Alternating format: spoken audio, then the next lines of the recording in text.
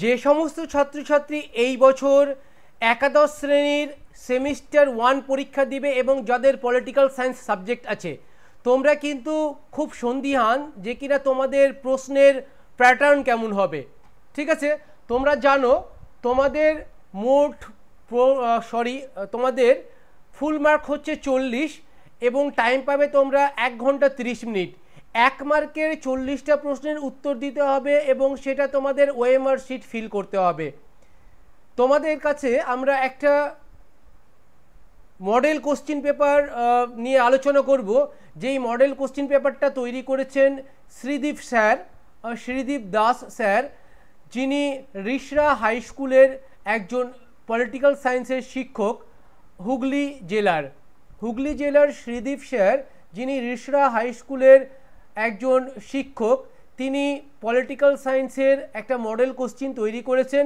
সেই model question নিয়ে আলোচনা করলে তোমরা বুঝতে পারবে যে কিনা তোমাদের প্রশ্নপত্র কেমন হতে চলেছে। তাহলে চলো শুরু করি সেই প্রশ্নের আলোচনা। তোমাদের প্রশ্ন হবে এমসিকিউ প্যাটার্নের, অর্থাৎ তোমাদের 4টা অপশন দেওয়া থাকবে, তার মধ্যে যেটা সঠিক উত্তর সেটাই তোমাদের সেটা তোমাকে চিহ্নিত করে ওএমআর শিট ফিল করতে হবে। হ্যাঁ, তো চলো আমরা প্রশ্নের সঙ্গে সঙ্গে উত্তরগুলো নিয়েও আলোচনা করি। প্রথম প্রশ্ন, রাষ্ট্রবিজ্ঞানকে মূল্যের কর্তৃত্ব সম্পন্ন বরাদ্দের পাঠ বলেছেন। অ্যান্সার হবে বি, ডেভিড স্টোন। রাষ্ট্রবিজ্ঞানের কাজ হলো সমাজে প্রভাব ও প্রভাবশালী ব্যক্তিদের সম্পর্কে আলোচনা ও বিশ্লেষণ করা, বলেছেন এ, লাসওয়েল। রাষ্ট্রবিজ্ঞানের সঙ্গে ভিত্তি ও উপরিকাঠামোর আলোচনাকে যুক্ত করেছেন কারা? এ, মার্ক্সবাদীরা। রাষ্ট্রবিজ্ঞান শুধু বর্তমানের সমস্যা নয়, ভবিষ্যতের প্রতি আহ্বান, এ কথা কে বলেছেন? এ, চার্লস মেরিয়াম। সর্বপ্রথম আধুনিক অর্থে রাষ্ট্র শব্দটি ব্যবহার করেন বি, ম্যাকিয়াভেলি। রাষ্ট্র শ্রেণী শোষণের যন্ত্র, এ কথা বলেছেন এ, কার্ল মার্কস। রাষ্ট্র হলো সমাজের বিরতিহীন ক্রমবিকাশের ফল, উক্তিটি করেছেন বার্জেস। রাষ্ট্রের সর্বাপেক্ষা গুরুত্বপূর্ণ বৈশিষ্ট্য হলো সার্বভৌমিকতা। তোমরা অবশ্যই চ্যানেলটিকে সাবস্ক্রাইব করে রাখো। এই চ্যানেলে তোমরা প্রতিটি সাবজেক্টের মডেল কোশ্চিনের সঙ্গে সঙ্গে তোমরা বিভিন্ন সাবজেক্ট থেকে মোস্ট ইম্পর্টেন্ট এমসিকিউগুলোও পেয়ে যাবে, যেগুলো থেকেই পরীক্ষায় তোমাদের আসার সম্ভাবনা থাকছে। নেক্সট, রাষ্ট্রের মস্তিষ্ক বলা হয় সি, সরকারকে। একটি রাষ্ট্রের স্থায়ী বাসিন্দা হলো বি, নাগরিক। নাগরিকতা হলো সমাজের মঙ্গল সাধনের জন্য নিজের সুচিন্তিত মতামত প্রয়োগের ক্ষমতা, বলেছেন ল্যাস্কি।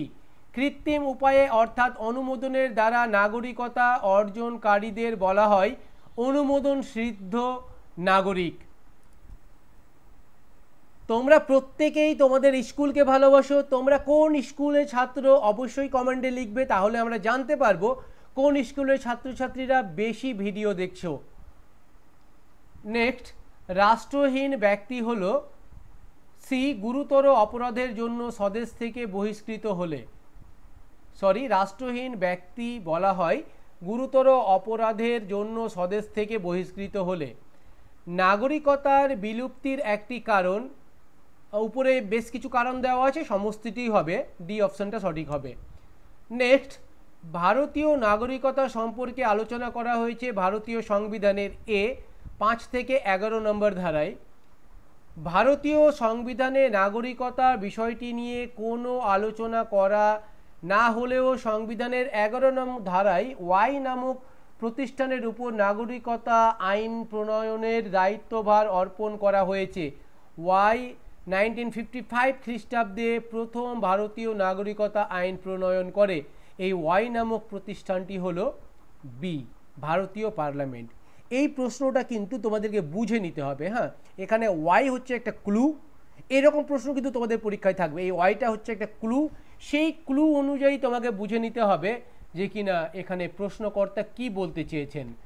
নেক্সট, সংবিধানকে রাষ্ট্রের চরম কর্তৃত্বের শৃঙ্খলাবদ্ধকরণ বলেছেন এ, অ্যারিস্টটল। নেক্সট, সংবিধান হলো সেই সমস্ত নিয়মকানুন ও রীতিনীতির সমষ্টি যেগুলি রাষ্ট্রের জীবনকে নিয়ন্ত্রণ করে, একথা বলেছেন ডি লর্ড ব্রাইস। নেক্সট, সংবিধান হলো রাজনৈতিক ক্ষমতা প্রয়োগের ক্রিয়া প্রতিক্রিয়াকে নিয়ন্ত্রণ করার একটি প্রধান যন্ত্র মাত্র, বলেছেন সি লোয়েনস্টাইন। তারপর নেক্সট, একটি অলিখিত সংবিধানের প্রকৃষ্ট উদাহরণ হলো বি ব্রিটেনের সংবিধান। নেক্সট, একটি দুষ্পরিবর্তনীয় সংবিধান হলো সি মার্কিন যুক্তরাষ্ট্রের সংবিধান। নেক্সট, কোন ইংরেজ দার্শনিক সংবিধানকে সুপরিবর্তনীয় ও দুষ্পরিবর্তনীয় এই দুই ভাগে ভাগ করেছেন? এ লর্ড ব্রাইস। নেক্সট, নিচের কোনটি সংবিধানের কার্যাবলীর অন্তর্ভুক্ত নয়? সি সৎ ও ন্যায়পরায়ণ মানুষের রাজনীতিতে অংশগ্রহণের নিশ্চয়তা প্রদান। নেক্সট, গণপরিষদ গঠন করে সংবিধান রচনার দাবি চূড়ান্তভাবে মেনে নেওয়া হয়। সি ক্যাবিনেট মিশন পরিকল্পনায়। নেক্সট হচ্ছে ক স্তম্ভ এবং খ স্তম্ভের মধ্যে সঠিক মিলন। এইরকম প্রশ্ন কিন্তু তোমাদের থাকবে, হ্যাঁ, তো তোমাদের বুঝে নিতে হবে কোন প্রশ্নটা কি হবে। চলো আমরা আগে প্রশ্নটা নিয়ে আলোচনা করি, হ্যাঁ, তাহলে তোমরা বুঝতে পারবে যে কিনা সঠিক কোনটা হবে। ওকে, দেখো,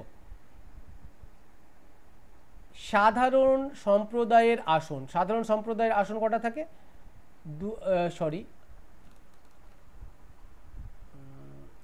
সাধারণ সম্প্রদায়ের আসন এটা হবে তোমার 210। নেক্সট, মুসলমান সম্প্রদায়ের আসন এটা হবে তোমার 78। নেক্সট, শিখ সম্প্রদায়ের আসন এটা হবে 4 জন। নেক্সট, ইংরেজদের আসন সংখ্যা কেউই নয়, ঠিক আছে। তাহলে কি হচ্ছে, একেরটা হচ্ছে তোমার বি, দুইয়েরটা হচ্ছে ডি, তিনেরটা হচ্ছে এ, চারেরটা হচ্ছে সি। এটা অপশনটা দেওয়া আছে ডি এ, ঠিক আছে। অতএব ডি এরটা হচ্ছে সঠিক উত্তর। নেক্সট প্রশ্নটা হচ্ছে ভারতীয় গণপরিষদের সদস্য সংখ্যা ছিল 389। ওকে, নেক্সট, গণপরিষদে কংগ্রেসের নেহেরু, প্যাটেল, রাজেন্দ্র প্রসাদের মতো নেতৃবৃন্দের সর্বব্যাপী প্রাধান্যকে কংগ্রেস অলিগার্কি বলে অভিহিত করেছেন গ্রেনভিল অস্টিন। নেক্সট প্রশ্ন, গণপরিষদের প্রথম থেকে পঞ্চম অধিবেশনের আলোচ্য সূচি অনুযায়ী সাজাও। অর্থাৎ প্রথম অধিবেশনে কি হয়েছে, দ্বিতীয়তে কি, তৃতীয়তে কি, চতুর্থতে কি, এইভাবে তোমাদেরকে সাজাতে হবে। এটার অ্যান্সার হবে সি অপশনেরটা। নেক্সট, ভারতীয় সংবিধানের জনক বলা হয় ডি ডক্টর বি আর আম্বেদকরকে। নেক্সট, প্রস্তাবনা হলো সংবিধানের সবথেকে মূল্যবান অংশ, এ কথা বলেছেন পণ্ডিত ঠাকুরদাস ভার্গব। এ 31, ভারতকে সমবায়িক যুক্তরাষ্ট্র বলে অভিহিত করেছেন গ্রেনভিল অস্টিন। নেক্সট, ভারতের সংবিধানের নির্দেশমূলক নীতি যুক্ত করা হয় সি আয়ারল্যান্ডের সংবিধানের অনুকরণে। নেক্সট, ভারতের বিচার বিভাগীয় স্বাধীনতা ও নিরপেক্ষতার কথাটি কোন দেশের অনুকরণে গৃহীত হয়েছে? ডি মার্কিন যুক্তরাষ্ট্র। নেক্সট, ভারতীয় সংবিধানে এক নাগরিকত্ব স্বীকার করার কারণ হলো ডি উপরের সব কটি, মানে যে কটা কারণ দেওয়া হয়েছে সমস্ত কারণই। নেক্সট, ভারতে দলত্যাগ বিরোধী আইন পাস করা হয় 1985 সালে। নেক্সট, তপশিলি জাতি ও উপজাতিদের জন্য সংরক্ষণ সম্পর্কিত বিশেষ ব্যবস্থাদির উল্লেখ করা আছে সংবিধানের 330 থেকে 342 নম্বর ধারায়। এ ভারতীয় সংবিধানের 29 নং ধারায় মূল বিষয়বস্তু হলো এ সংখ্যালঘুদের অধিকার সম্পর্কিত বিষয়। নেক্সট, ধর্মনিরপেক্ষ শব্দটি ভারতের সংবিধানের প্রস্তাবনায় সংযোজিত হয় এ 42তম সংবিধান সংশোধনের দ্বারা। নেক্সট, ভারতীয় সংবিধানে প্রাপ্তবয়স্কের ভোটাধিকার স্বীকৃতি লাভ করেছে সি 326 নং ধারায়। নেক্সট, ভারতের সর্বোচ্চ আইন হলো সি ভারতের সংবিধান। তাহলে এই প্রশ্নের আলোচনার মাধ্যমে তোমরা বুঝতে পারলে তোমাদের প্রশ্ন কি ধরনের হতে পারে। এর পরের ভিডিওগুলোতে আমরা অন্যান্য বিষয়ের প্রশ্নগুলো কী ধরনের হবে সেটা নিয়ে আলোচনা করব। অবশ্যই তোমরা চ্যানেলটিকে সাবস্ক্রাইব করে রাখো। তোমাদের পরীক্ষার জন্য অগ্রিম বেস্ট অফ লাক।